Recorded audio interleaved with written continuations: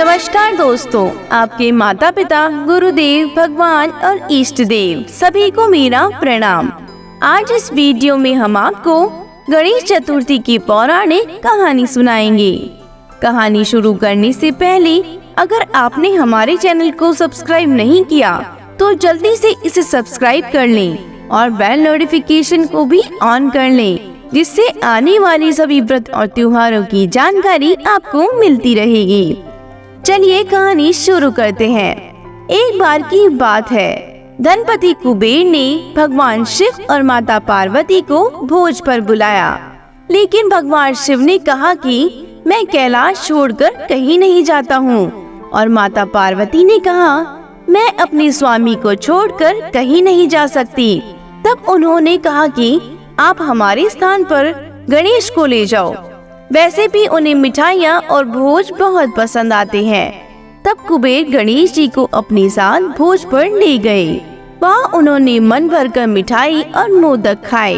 वापस आते समय कुबेर ने उन्हें मिठाई का थाल देकर विदा किया। लौटते समय चंद्रमा की चांदनी में गणेश जी अपने चूहे पर बैठकर आ रहे थे, लेकिन ज्यादा खा लेने के कारण बड़ी ही मुश्किल से अपने आप को संभाल पा रहे थे। उसी समय अचानक चूहे का पैर किसी पत्थर से लगकर डगमगाने लगा।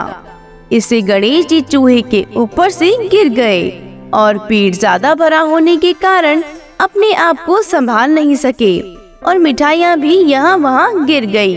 यह सब चंद्रदेव ऊपर से देख रहे थे। उन्होंने जैसे ही गणेश जी को गिरता देखा तो अपनी हंसी रोक नहीं पाए और उनका मजाक उड़ाते हुए बोले, जब खुद को संभाल नहीं सकते तो इतना खाते क्यों हो? चंद्रमा की बात सुनकर गणेश जी को गुस्सा आ गया। उन्होंने सोचा कि घमंड में चूर होकर चंद्रमा मुझे उठाने के लिए किस प्रकार की सहायता नहीं कर रहा है और ऊपर से मेरा मजाक उड़ा रहा है। इसलिए गणेश जी ने चंद्रमा को श्राप दिया, जो भी गणेश चतुर्थी के दिन तुमको देखेगा वह लोगों के सामने चोर कहलाएगा। श्राप की बात सुनकर चंद्रमा घबरा गए और सोचने लगे कि फिर तो मुझे कोई भी नहीं देखेगा। उन्होंने शीघ्र ही गणेश जी से माफी मांगी।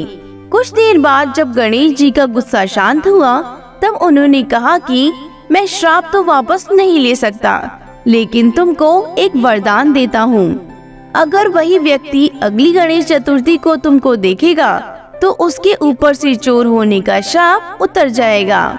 तब जाकर चंद्रमा की जान में जान आई। इसके अलावा एक और कहानी सुनने में आती है। गणेश जी ने चंद्रमा को उनका मजाक उड़ाने पर श्राप दिया था, वह आज के बाद किसी को दिखाई नहीं देंगे। चंद्रमा के माफी मांगने पर उन्होंने कहा, श्राप वापस तो नहीं ले सकता, लेकिन एक वरदान देता हूँ। तुम माह के एक दिन किसी को भी दिखाई नहीं दोगे और माह के एक दिन पूर्ण रूप से आसमान पर दिखाई दोगे। बस तभी से चंद्रमा पूर्णिमा के दिन पूरे दिखाई देते हैं और अमावस्या के दिन नजर नहीं आते। तो यह थी गणेश चतुर्थी की पावन कहानी। सुनने वाले और हुंकार भरने वालों का भला हो। बोलो ओम गण गणपतये नमः। हमारे वीडियो में अंत तक बने रहने के लिए आपका बहुत बहुत धन्यवाद।